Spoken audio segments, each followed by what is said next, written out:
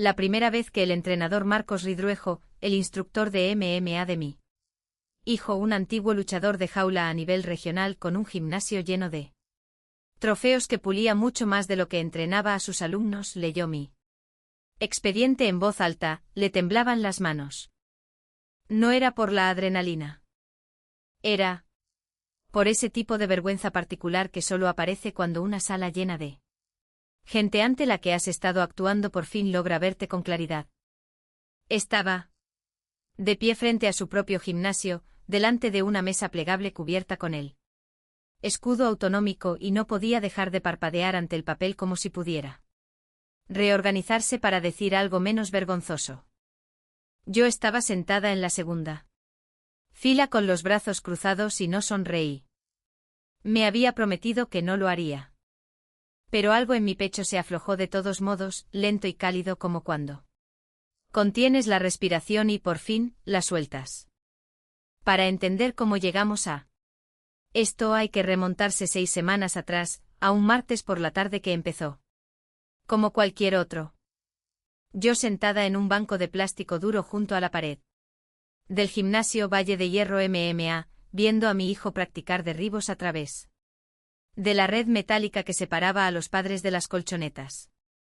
Mi hijo es Elías, de 14 años, callado como suelen ser los niños que están acostumbrados a ser los más pequeños de la clase y han decidido compensarlo con esfuerzo en lugar de con ruido.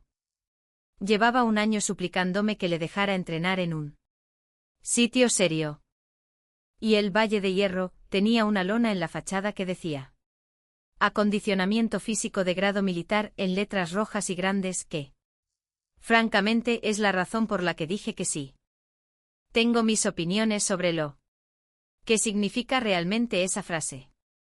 Lo que Elías no sabía, lo que casi nadie en ese gimnasio sabía, porque nunca he sido de las que va pregonándolo, es que pasé 11 años en el ejército, 6 de ellos como sanitaria de combate asignada a un batallón de operaciones especiales.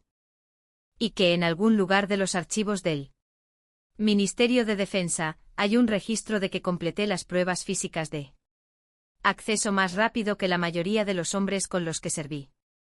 No lo digo por presumir. Lo digo porque importa para lo que ocurrió después. Aquel martes, otro padre, un hombre llamado Ricardo, simpático y siempre haciendo preguntas, le comentó al entrenador Marcos que yo había estado en el ejército. Y Marcos, sin pestañear, sin siquiera levantar la vista de los escudos que sostenía, preguntó qué tal eran mis marcas en las pruebas de aptitud física. Así que se lo dije claramente. Tiempo en carrera de 3 kilómetros, flexiones abdominales dominadas, todo el estándar. Él se rió. No fue una risa cruel, precisamente. Fue ese tipo de risa que es peor, en realidad, porque es displicente. Dijo delante de toda la clase, delante de Elías, eso es todo. ¿No es impresionante? Mis alumnos de 12 años podrían superar eso durmiendo. Algunos de los mayores se rieron. Elías no. Elías miró a la colchoneta como si quisiera desaparecer bajo ella. Sentí esa vieja y familiar calma instalarse en mí. Esa que solía aparecer justo antes de una misión nocturna, cuando todo se vuelve muy silencioso y muy nítido. Dejé el móvil en el banco junto a mí. Me levanté y dije, pues supéralo. Tú. Esperaré aquí mismo. El gimnasio se quedó en silencio, de esa forma tan particular en la que las salas se callan cuando algo real está a punto de suceder en lugar de algo fingido. La sonrisa de Marcos vaciló un segundo antes de que la ocultara con otra más amplia. Dijo, claro, claro, sin problema. Hizo una pantomima de estirar los isquios ante la clase como si esto fuera un número divertido. Le dije que yo misma le tomaría el tiempo. Todavía tenía mi viejo cronómetro GPS en la mochila. Costumbre. Nunca salgo de casa sin él y fui Yo misma quien se lo ajustó a la muñeca, porque quería que luego no hubiera discusión sobre la cifra. No superó mi tiempo. Ni siquiera se acercó. Terminó la carrera jadeando con las manos en las rodillas, y cuando miró el marcador de mi reloj volvió a reírse, pero esta vez fue una risa floja. Dijo algo sobre que correr no era realmente su disciplina, que las pruebas de condición física no miden la verdadera habilidad de lucha. En fin, la clase se había quedado callada. De una forma distinta ahora, no divertidos, simplemente observando. Elías también estaba mirando. Y por primera vez en toda la tarde me miraba a mí en lugar de a la colchoneta.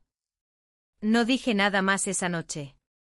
Simplemente recogí mi móvil, me senté y esperé a que terminara la práctica porque he aprendido por las malas más de una vez que lo más peligroso que puedes hacer con un tipo como Marcos es discutir con él en el momento.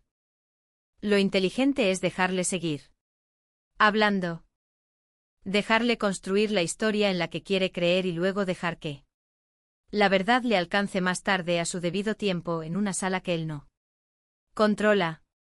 Durante las semanas siguientes, Marcos contó su versión de esa historia a todo el que quiso escucharle. Escuché trozos de oídas como siempre. Ocurre a través de Ricardo, de otros padres en la puerta del colegio, a través de Elías que un día llegó a casa preocupado y me preguntó por qué el entrenador Marcos contaba a los chicos mayores que algunas madres hablan mucho de su pasado militar. Pero luego no saben defenderse en una pelea real. Le dije a Elías que no importaba lo que dijera el entrenador Marcos. Elías, al tener 14 años y ser, por tanto, constitucionalmente incapaz de dejar pasar nada, dijo que a él sí le importaba. Eso es lo que tiene mi hijo. Es callado pero se fija en todo. Empezó a observarme de forma diferente después de aquella noche en el gimnasio. No con sospecha, sino con una especie de curiosidad nueva. Me hacía preguntas pequeñas. En la cena. ¿Cómo era realmente la instrucción básica? Había pasado miedo. ¿Alguna vez? Todavía recordaba cómo hacer una flexión bien hecha, de las de ¿verdad, bajando hasta el suelo? Respondí a lo que pude y desvié el resto. ¿Cómo aprendes a hacer cuando llevas cosas encima que no quieres que carguen también? Sobre los hombros de un chico de 14 años. Mientras tanto, en el gimnasio, mantuve la cabeza gacha y observé.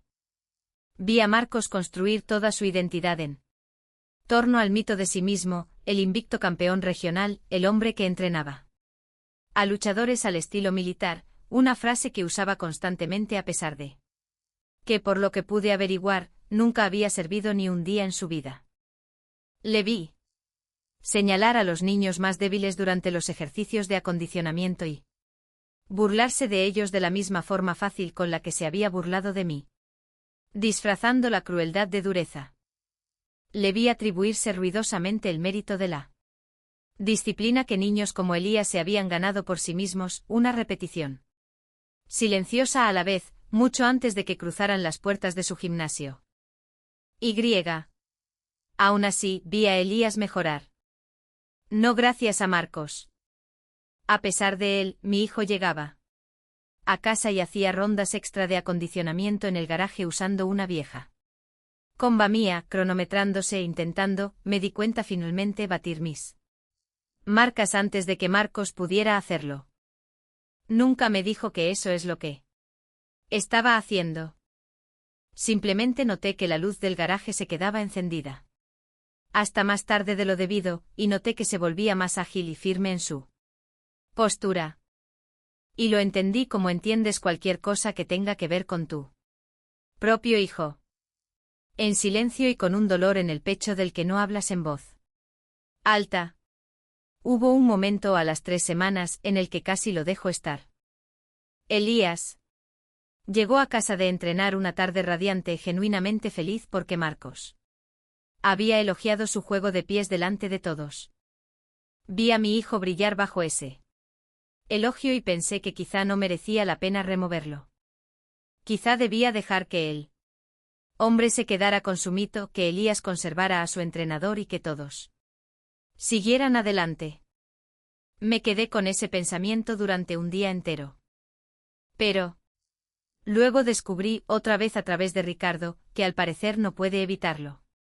Que Marcos había empezado a usar nuestro enfrentamiento como reclamo publicitario. Apareció una nueva lona fuera del gimnasio, supera una prueba militar real.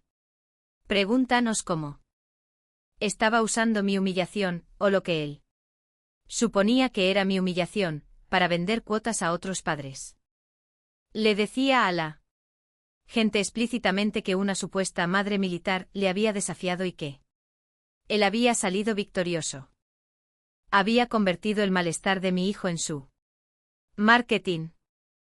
Fue entonces cuando dejé de pensar en si debía responder y empecé a pensar en cómo hacerlo. Quiero que quede clara una cosa. No soy una persona que hace las cosas con ruido. 11 años en el ejército te enseñan que la gente que hace más ruido rara vez es la que hace el trabajo. Así que no me planté en el gimnasio a exigir una disculpa. No publiqué una reseña furiosa en internet. Aunque Dios sabe que me sentí tentada. En su lugar, hice 2 llamadas. La primera fue a una amiga de mi antigua unidad, una mujer llamada Lucía, que ahora trabaja en logística para una organización de veteranos y que resulta que forma parte de un comité regional que revisa quejas contra empresas que usan el nombre del ejército de forma fraudulenta, algo que resulta tiene consecuencias legales reales. Porque las afirmaciones falsas sobre vínculos militares no son solo de mala educación, están reguladas. La segunda llamada fue a la oficina de Deportes de Contacto de la Comunidad, el organismo que licencia gimnasios como el de Marcos para operar y publicitarse como centros de entrenamiento físico. Para preguntar cuál era el proceso para una revisión formal. Ambas llamadas llevaron a la misma conclusión. Existía un mecanismo para esto, una audiencia abierta al público donde las quejas por publicidad engañosa y mala conducta se leen en un registro oficial, con el dueño del negocio presente para responder. Todo lo que tuve que hacer fue presentar un relato limpio y factual de lo ocurrido o adjuntar mi hoja de servicios verificada como prueba de las afirmaciones que Marcos había disputado públicamente y dejar que el proceso hiciera aquello para lo que están diseñados los procesos. No le dije a Elías lo que estaba haciendo, no porque quisiera ocultárselo, sino porque no quería que cargara con el peso de la incertidumbre. Quería que simplemente fuera a entrenar, siguiera haciendo sus repeticiones en el garaje, siguiera siendo un chaval de 14 años. Presenté la queja un jueves por la noche, después de que él se fuera a la cama, adjunté mi certificado de servicio y mis viejos registros de evaluación, expuse la cronología claramente sin adornos y le di a enviar. Luego cerré el portátil y me dije, lo que pase ahora, ocurrirá a su propio ritmo. La audiencia se programó para 6 semanas después, un sábado por la mañana abierta al público celebrada, como suelen hacerse estas cosas para lograr la máxima visibilidad, dentro del mismo gimnasio bajo revisión. ¿Para qué? Los miembros y el personal pudieran estar presentes como testigos si era necesario. Cuando salió el aviso, al parecer Marcos no le dio mucha importancia. Ricardo me contó que Marcos decía a la gente que era solo un trámite, que estas quejas les ocurren a todos los dueños de gimnasios tarde o temprano, que no estaba preocupado. Dejé que siguiera creyéndolo. No le corregí. Simplemente marqué la fecha y esperé, como he esperado antes, al momento exacto para dejar de estar callada. La mañana de la audiencia, no me puse nada especial. Nada de uniforme, obviamente. Ya no tengo ninguno, y no habría sido mío para llevarlo. Aunque lo tuviera. Solo una chaqueta sencilla, vaqueros, el pelo recogido como. Lo llevo desde la instrucción básica. Elías no sabía que íbamos a ninguna parte. Hasta que se lo dije en el coche e incluso entonces fui escueta. Le dije que el entrenador Marcos tenía algunas preguntas que responder sobre cosas que había estado contando y que quería que Elías estuviera allí porque se merecía escuchar. La verdad, fuera cual fuera. Se quedó callado en el asiento del copiloto, de esa forma suya cuando le da vueltas a algo. Y luego solo asintió y miró por la ventana. El gimnasio se veía diferente esa mañana. Sillas dispuestas en filas. Sobre las colchonetas. Una mesa plegable al frente con el escudo de la provincia. Un funcionario revisor con traje gris, repasando el papeleo. Padres que reconocí entraron y tomaron asiento, algunos por curiosidad, otros porque les habían pedido asistir como testigos. Marcos estaba cerca del frente con su polo habitual de gimnasio con los brazos cruzados, intentando parecer relajado. Y lográndolo a medias, justo hasta que el funcionario abrió la carpeta con mi nombre. Leyó la queja en voz alta, sin rodeos. Como se leen estas cosas, sin drama en la voz, solo hechos uno detrás de otro. El enfrentamiento público, la lona publicitaria, las afirmaciones sobre superar una prueba militar real. Y. Luego leyó la documentación adjunta, mis años de servicio, mi destino, mis puntuaciones de evaluación, verificadas y fechadas, ahí delante de todos, negro sobre blanco. Vi cómo algo en la cara de Marcos se desmoronaba en tiempo real. No todo de golpe, pieza a pieza. Primero la confianza fácil, luego la calma ensayada y debajo de ambas, algo que parecía casi miedo. Señor Ridruejo, dijo. El funcionario puede confirmar si alguna vez ha servido en alguna rama de las Fuerzas Armadas. Y ahí estaba, la pregunta que no podía sortear con encanto. Que no podía superar con risas, que no podía convertir en un chiste para una sala llena de chavales de 12 años. Dijo que no bajito. Lo primero que le escuché decir en voz baja. Le pidió que explicara lo de la lona fuera del gimnasio. No tuvo una buena respuesta. Le preguntó por la afirmación de que él había manejado un desafío de un militar cuando el resultado documentado era que no había logrado completar la prueba en un tiempo comparable. Dijo algo sobre él. Contexto sobre cómo no pretendía que se tomara literalmente. Y vi a dos padres en la fila de delante intercambiar una mirada que reconocí al instante porque yo misma había puesto esa misma cara unas semanas antes. No voy a fingir que la sala estalló en aplausos ni que Marcos cayó de rodillas en un colapso cinematográfico.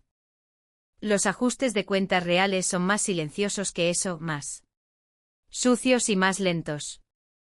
Lo que ocurrió es esto, el funcionario dictó una resolución formal de publicidad engañosa y falsedad, ordenó retirar la lona en 72 horas y puso una nota pública en el expediente de licencia del gimnasio, el tipo de cosa que aparece cuando cualquier futuro padre, cualquier futuro socio comercial, cualquier persona interesada mira la reputación del Valle de Hierro MMA. No. Fue un castigo dramático. Fue peor en el sentido que importa. Fue permanente, público y verdadero. Marcos me miró durante un segundo largo directamente a los ojos. No me regocijé. No lo necesitaba. Simplemente mantuve la mirada con calma. Esa forma en la que mantienes contacto visual con alguien que por fin entiende que nunca fue la persona más peligrosa de la sala. Luego miré hacia otro lado, a propósito porque ya había conseguido lo que venía a buscar y no necesitaba que él me demostrara nada más. Quiero avanzar ahora porque el desenlace es la parte de la historia que más me importa. Elías no volvió al Valle de Hierro. Encontramos otro gimnasio en un pueblo vecino dirigido por una mujer llamada Sandra, que había servido 6 años en el Ejército del Aire como jefa de carga. Y que entrena a los chicos como siempre deseé que alguien me hubiera entrenado a mí. Duro pero honesto, sin ningún interés en los mitos. Elías prosperó allí como nunca antes. Al año ya estaba ganando medallas en torneos juveniles regionales.